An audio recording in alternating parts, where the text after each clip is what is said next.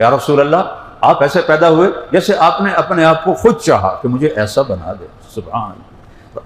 ام معبد کہتی ہیں رأیت رجلا ظاہر الوضاء، میں نے ایک شخص دیکھا ابلج الوجه، مجھے یوں لگا جیسے 14ویں کا چاند کپڑے پہن کے زمین پر آ گیا. حسن الخلق، حسن کا پیکر، لم تعبہ خجلہ، پیٹ نہیں بڑا ہوا تھا کہ بھدا ہو جائے، لم تجرب به صعلا، پتلے نہیں تھے کہ بے روب ہو جائیں.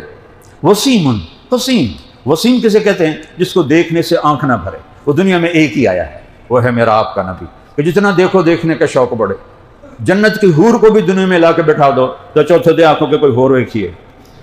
لیکن ایک ہستی ایسی ہے جن کے بارے میں میرے رب کی طرف سے الفاظ ہیں، وسیم، جس کو دیکھنے سے قیامت تک دیکھتے رہو دل نہیں بھرے گا.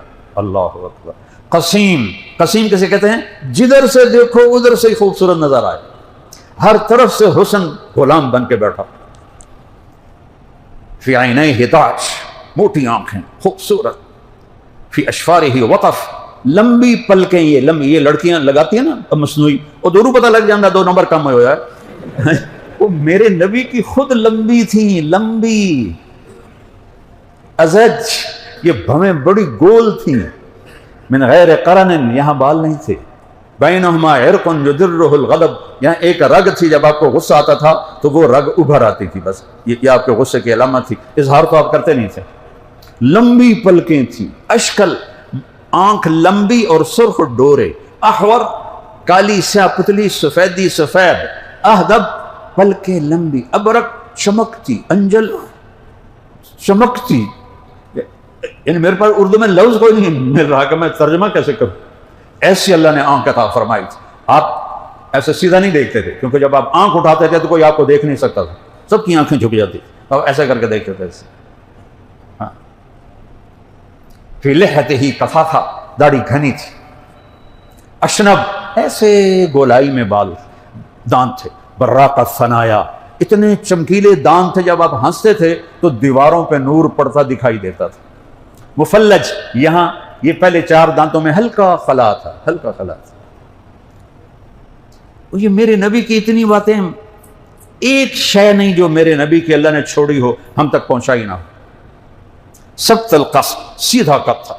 سوا البطن والصدر، سینہ اور پیٹ برابر تھا. ایسا نہیں پیٹ سجے پاسے آپ کھبے پاسے، آپ سجے پاسے پیٹ کھبے پاسے. بڑے بے وقوف ہیں جو جوانی اچھی پیٹ کاٹ کے بہ جاتے ہیں. کھانے کے لیے نہیں پیدا ہوئے، یہ سارا کام آگے اللہ نے رکھا ہے. جنت کی چابی میرے نبی کے ہاتھ میں ہے.